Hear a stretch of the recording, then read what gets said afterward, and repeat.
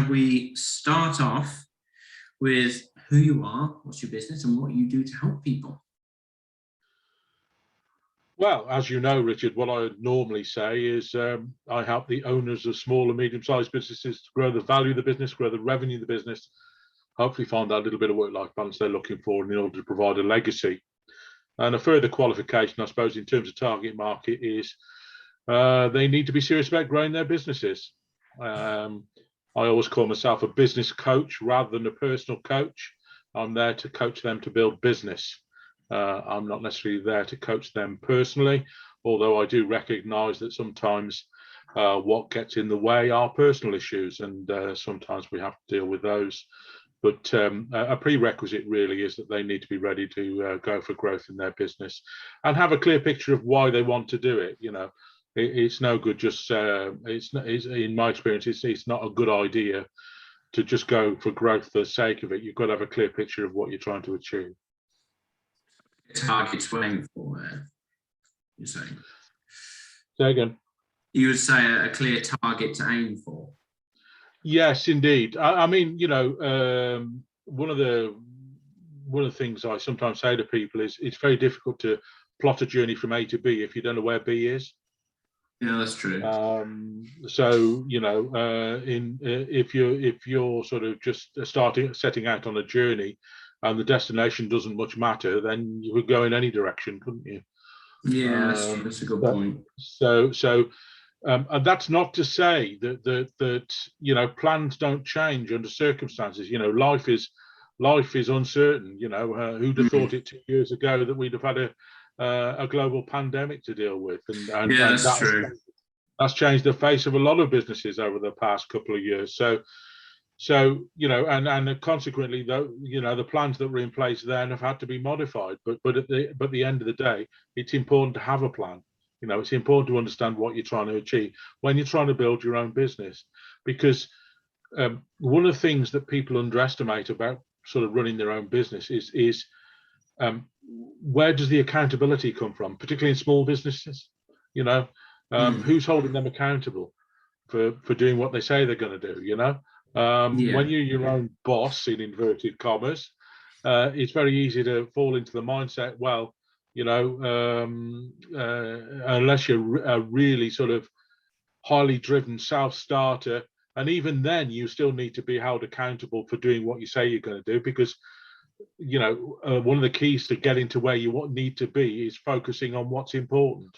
And sometimes even the most sort of committed people go off at a tangent and sort of miss the point of what they're trying to achieve, you know. So, yeah, from all those points of view, you know, that's what I look to do, and you know, perhaps holding people accountable for doing what they say they're going to do is probably 70 to 80% of what I do, really. Because I know ever since, like, me and you have been working together, it's just especially the conversation we've had before about what I wanted to do with my business, where I see it growing, and now since starting the YouTube channel and now progressing different kinds of concepts and ideas on the YouTube channel, I think that will probably more bring my work-life balance into where I was thinking it. Because when I originally started the business back in 2020, I had no idea really of where it was going to go. I knew what I wanted to do. I wanted to help companies with their management and help train their leaders and managers and coach them along the journey of management.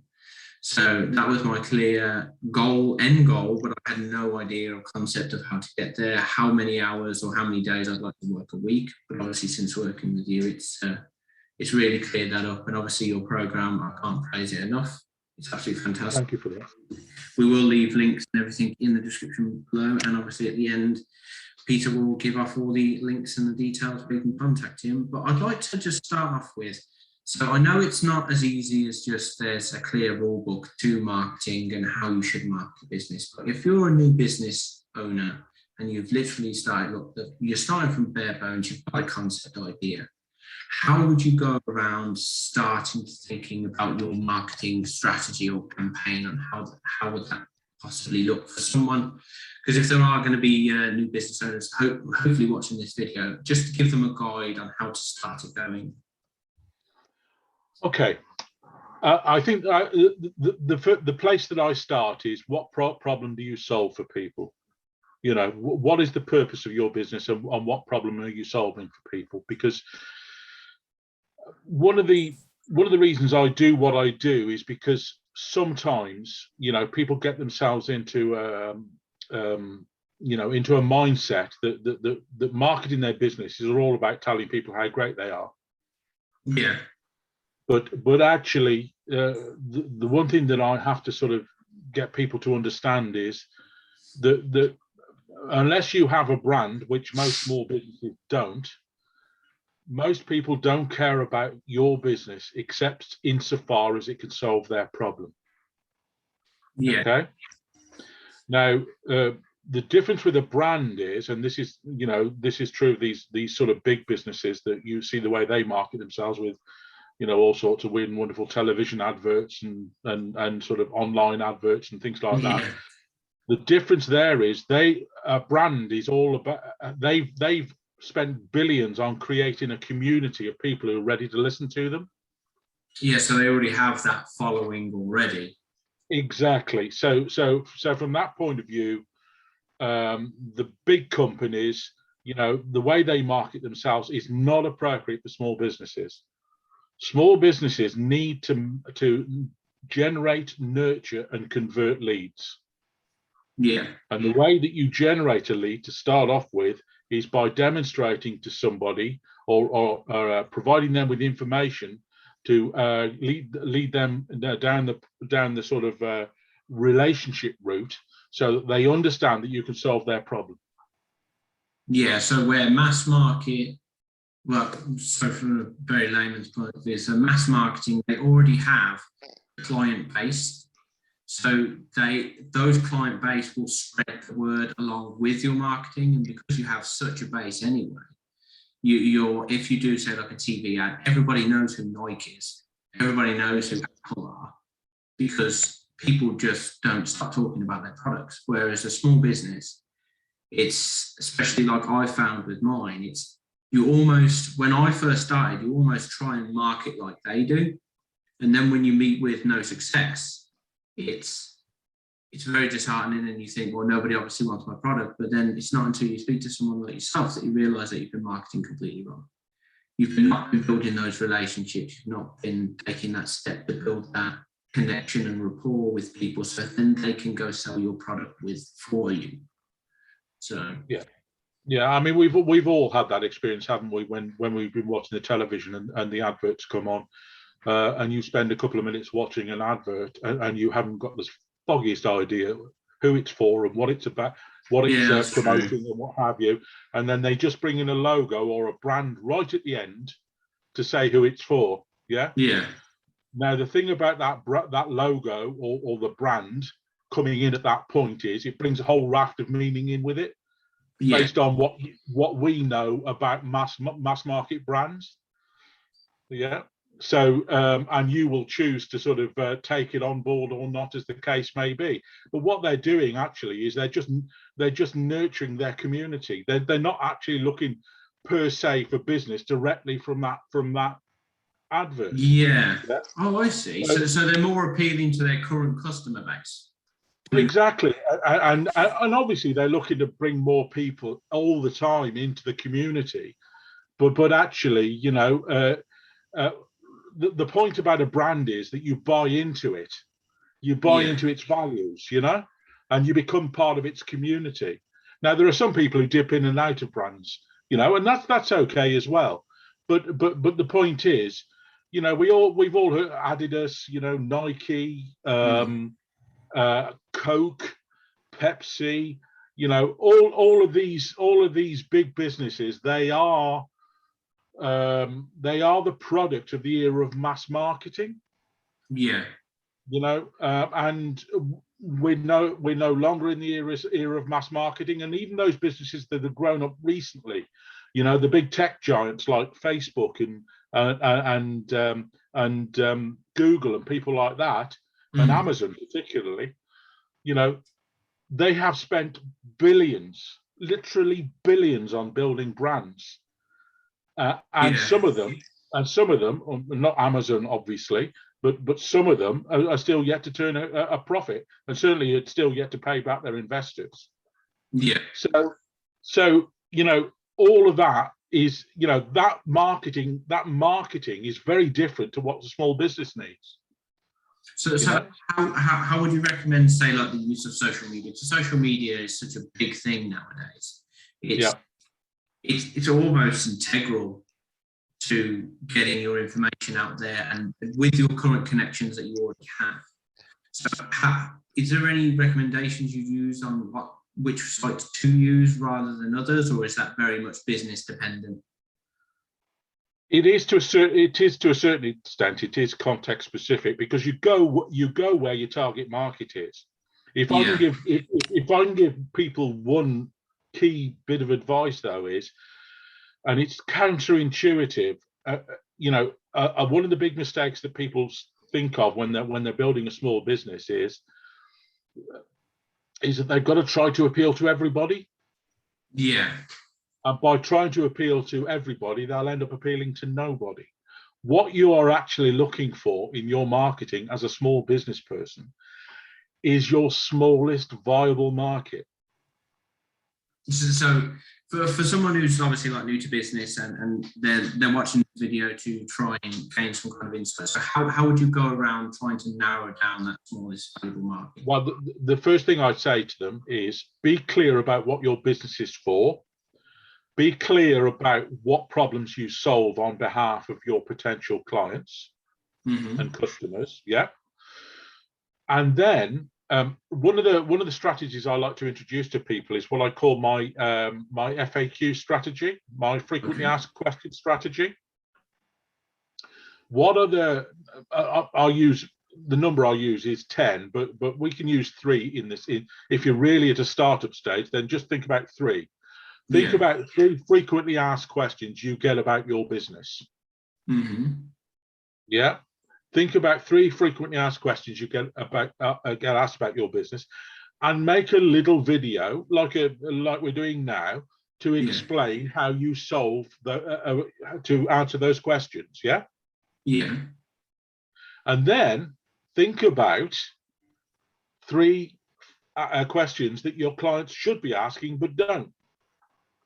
Yeah, because maybe they don't know that is a problem yet, or they don't need. Exactly. Well, they don't know enough to know what they don't know. Yeah. You see what I mean?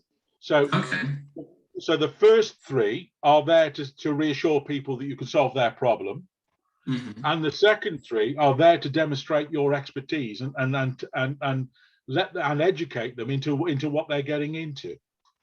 Yeah. So what sort of platforms would be useful for that? So I know me personally, I quite like LinkedIn. I think it's a community of, especially for my business, it's business owners. So I reach out to them. And obviously now YouTube, I'm trying to reach out to a different demographic, and also trying to help build confidence with younger individuals that are either just starting work, or they're just into their management journey, just like I was. I was literally promoted into a position and then left. So is there any kind of definite go-to for any of the social medias, or is it literally just pick which one you actually like to use and go from there? There is an element of that, definitely. A platform that you feel comfortable with. I think, and it differs. I think my recommendation would differ depending on the nature of the business, whether it's a business-to-business business or a business-to-consumer business. Yeah. Two different types of marketing. And as a business-to-business business, like your business, in effect, LinkedIn has to be your sort of platform of choice, really, because that's where your target market is likely to be. Whether they're currently employed in corporate and have a hankering to start up their business, or whether they've already started their business and use LinkedIn to keep in touch with their network. Whichever way you look at it, your target market is likely to be there. If you are selling consumer products, on the other hand, then it's more likely that that Facebook would be an appropriate platform for that, because it's got 2 billion people on it, and your target market will be in there somewhere. And they do have very sophisticated tools to help you to find that target market. But, Yeah. you know, I always say, I'll give you a little story to sort of illustrate this. I was talking to the managing director of a company that supplies software to electricity generating power stations, sort of control software and what have you. And I asked him, and we were discussing how best they could market themselves. And I asked him, you know, how many potential clients do you have around the world? And he said, and bear in mind that these, you know, a lot of these utilities are nationally owned, you know. Yeah. So I said to him, how many potential clients do you think you have around the world? And he said about 100. Okay.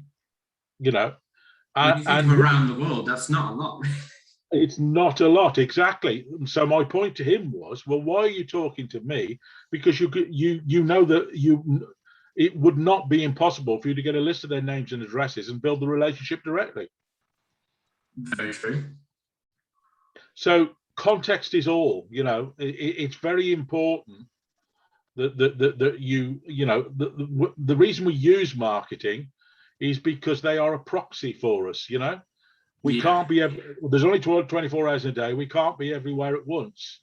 So that's why we do marketing, you know. And does make a lot of sense, really. If you do marketing, you've got to go where your clients where your potential clients are, you know. Yeah.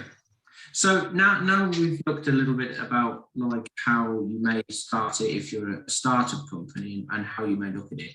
How different is it for an established company? Let's say you've been going 5 years or so, you've been doing quite well, and you've hit quite a stagnant, stale area, or even using like COVID, I mean, a crisis that literally could have put your business out of business. You've managed to survive and get through it. How would you then maybe you've never historically marketed, people just came to you from word of mouth, but you want to build a business and scale it up more now. So you want to take that lead and moving forward.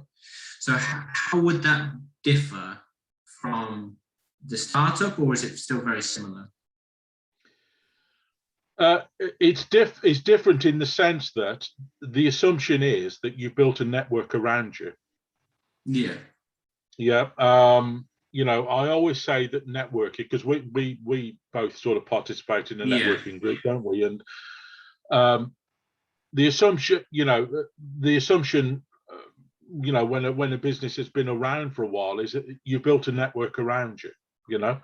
Yeah. So I always say that networking is by far the best form of marketing for any small business owner. The caveat being what I mentioned earlier: there's only 24 hours in a day. You can't be everywhere at once. So you make sure that you get some evangelists for you in that network and get them talking about you, because you know when you get a referral from somebody in your close network, it's pretty much a done deal. You know, because they've already had that connection. Exactly. So you know they've created the trust for you, so you don't really have to work that hard to get it across the line. The issue with that is, though, it's very difficult to make it a consistent and predictable process. Yeah. Okay. So always do your networking wherever possible. Always nurture your network. Always maintain your network. But if you are going for growth, you are going to need to do other marketing, which is going to be providing a focus for people to sort of engage with your business who don't know you from Adam, and you know, he's always working for you even when you're not focusing on it, because the issue is these days. I mentioned earlier that we're out of the era of mass marketing. The issue these days is that 60% of the buying process is over before anybody actually speaks to anybody. Yeah, that's true. So that means you have to have a presence out there that's engaging with people, even if you're not talking directly to them. Yeah. You know, it used to be the case. It used to be the case that salespeople were trained to become trusted advisors to people through the buying process. Yeah. But the problem is now, as I say, 60% of the buying process is over before anybody actually speaks to anybody. So your marketing has to fulfill that role. Okay, is that because of do you reckon it's because of the growth and access to information that people have nowadays? Exactly. You know, we have the internet these days. Google. And whenever anybody's going to buy something these days, regardless of whether they actually buy it online or not, that's where they start to do their research. Particularly, I'm not talking about loaves of bread here. I'm not talking about, where do I go to buy my loaf of bread? I'm talking about anything, any sort of purchase that requires a little bit of thinking about, that requires a little bit of research. And certainly in most business-to-business contexts, that's always the case. Yeah. Yeah. But and in a lot of business-to-consumer contexts, it's the case as well, particularly if it's a high-ticket price item.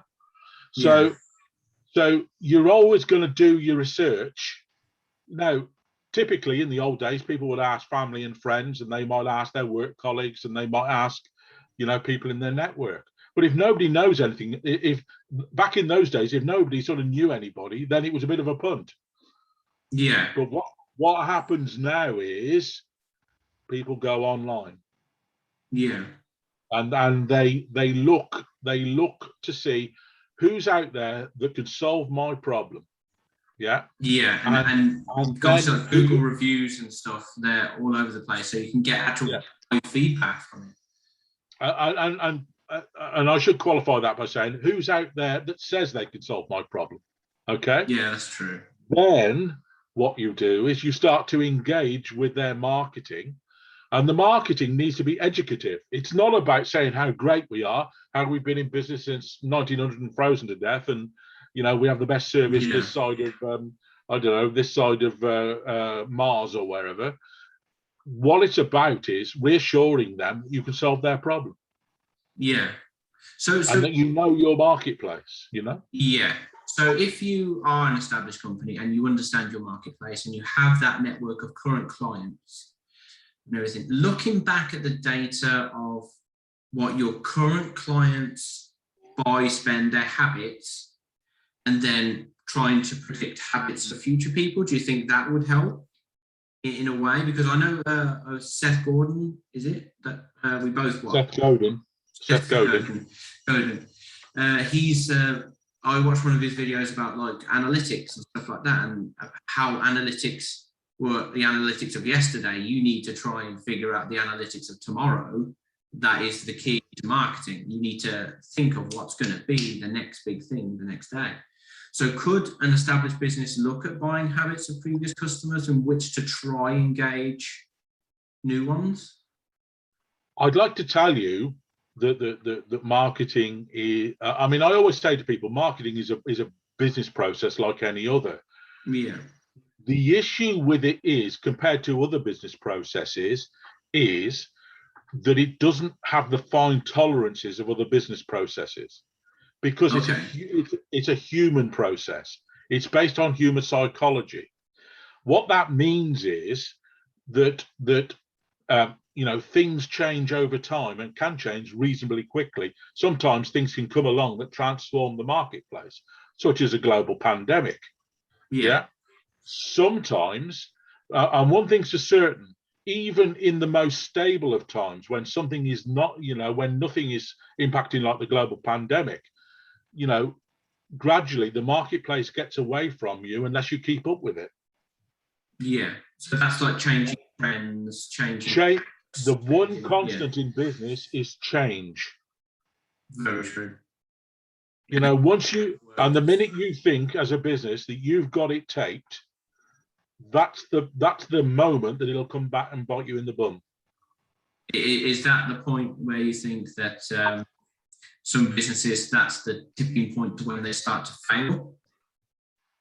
Exactly. When they think it's a bit like life in that regard, Richard. The minute you think that you know everything, Yeah. you're in trouble. Yeah, that's true. It's You know, yeah, you almost shut down the possibility for things that could change, and you're not allowing yourself to think, okay, so now this problem's occurring, how do I solve this problem? I've noticed that as a business owner myself, it's that literally you are literally solving problems quite a lot of the time. You're encountering problems that you never knew that would be a problem. So what I want to try and reassure the listeners, especially, that it is natural and normal for these problems to happen. absolutely. Absolutely. I mean, I don't know whether you've encountered it very much like within your business, how that's changed and how the pandemic affected you, especially like the pandemic affected. How did the pandemic affect your business, by the way, if you don't mind me asking? Well, it's an ill wind that blows nobody any good. Of course, one of the issues I have in normal times is because I need to get the ear of business owners and have conversations with business owners who are often so deep in the muck and bullets of running their business that they've got little time to talk. Although they could benefit from a conversation with me just for that, really. Yeah. But because people were in lockdown over the pandemic, it was great for me because people had time to talk to me. Yeah, I suppose people time. Absolutely. So I and consequently, I picked up clients and had great conversations with people. On the other hand, one of my clients, his cash, I mean, in the event industry, his cash flow just fell off the edge of a cliff, virtually stopped overnight. And we had to sort of decide, well, how are we going to sort of keep this going? And the conclusion we came to was that he needed to be part of the solution and not part of the problem. So he put together an online self-help group for businesses that were in the events industry. Yeah. And at last count, he had 400 members of that group. And building that community around him is really benefiting his business as it comes back, because he knows a lot more now than he did before. Yeah, he has those connections, and like you were saying earlier, the networking thing. You absolutely people, so then they know. So you're not just someone who helps marketing and businesses make money. You are also an author, are you not? I am indeed. Yeah. Tell us a little bit about your book and why people should. Well, I know it's good because I've read it, and I can attest the fact that it is not simple tools, but it's easy to follow tools that can help generate more money into your business. So what was your reasons for writing this book, and also tell us a little bit about it for people who haven't read it. I completed my MBA with the Open University about 20 years ago now, and one of the things you'll know when you go through an MBA, it's all about talking in corporate speak. It's all about, I mean, the purpose of an MBA, generally speaking, is to prepare people for management at senior levels, board level and what have you. Yeah. But as a consequence, of course, what that means is you get into a sort of verbal shorthand. It's a bit like being in the IT industry, and using acronyms. Every sort of profession has its own sort of verbal tics and sort of shorthand that as much as anything sort of excludes other people. Yeah. So I spent 15 years after that sort of unlearning that sort of language. I wanted to put something in black and white that spoke the language of small business owners, that gave them simple strategies that they could use in their business reasonably quickly to help them grow their businesses. Yeah. And in that book, there are 8 simple strategies, and I've tried to put it in as plain as English as I can, because I'm interested in making a difference to their business quickly. I'm not interested in showing off how great I am. Yeah. So where can people buy this book from? Where can you obtain one of these from? I know I bought Amazon. So Yeah, I mean, I don't recommend that people go online and buy them, but you graciously did, Richard, and I thank you for that. What I tend to use the book as is I sometimes, when I'm networking, I call it a business card on steroids. yeah. It's there, it's a freebie which I give away, and if I meet somebody face to face, I will actually sign it. I know I have a signed copy. Yeah, I can on that contest to book. And give it to them, and say I'd be interested in their feedback, because at the end of the day, they are 8 simple strategies, but I don't know everything. If somebody can, if for instance somebody came back to me and said, "Have you heard of this strategy?" and I think it's a good one, then the next edition might feature 9 simple strategies. Yeah. So that is always the sort of point that I start from. So the best thing to do is get in touch with me. Yeah. And we will leave your details in the comment in the description. So you'll be able to contact him, Peter, through there if you wish, and his details will be below. So just to finish off, I've taken up enough of your time, and thank you very much. Okay. Is there a growing need, do you reckon, for people to get their marketing figured out before they even start the business? Or do you reckon it is an organic thing that you just get better at throughout time as running the business? The simple answer is both. Okay. At the end of the day, you've got to have a clear picture of what you're trying to do. It's never a good idea to start a business just because you enjoy doing something. One, because you're probably underestimating the extent to which you're going to have to become a business manager. Yeah. So you will find actually that actually as you grow your business, you'll be less and less doing that thing which you enjoy. And 2, because you haven't really thought about who it's for. Okay. Why are you doing this product business? Or service? And, what problem is it solving? Who are you going to be communicating with? Who are your target market? What are you going to be saying to them? Sometimes I overhear sort of conversations between business people when they talk about marketing. They say, you'll hear that immortal phrase, "Oh, we tried that, but it didn't work." Yeah. Now, the implication of that usually is that it was some problem with the channel or the technology that they were using, when actually, more often than not, it's because they're in the wrong place at the wrong time with the wrong message to the wrong audience. Yeah. You only learn that by making those mistakes, and then you don't take that as it doesn't work. You take this, it didn't work that time. How can I then improve it and make it better? Well, I think you do have control over a couple of those elements. You have control over the message. Yeah. So don't do what everybody else does. Try to stand out. It's important to differentiate yourself from what everybody else is doing.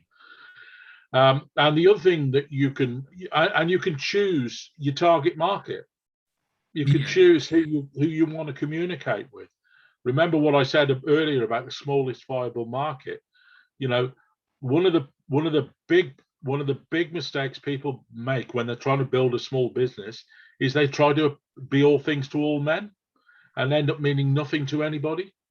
Yeah. So what you want is to mean something of real importance to a small group of potential customers.